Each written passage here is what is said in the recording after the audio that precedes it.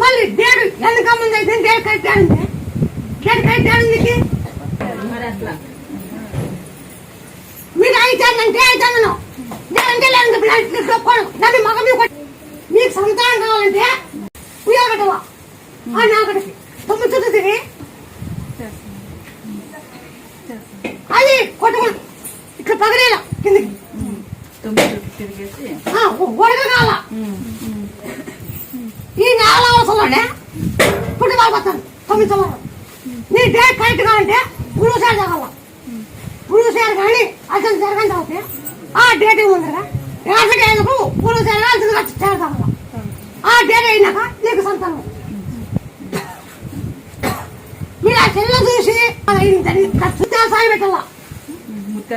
Mutyala Sai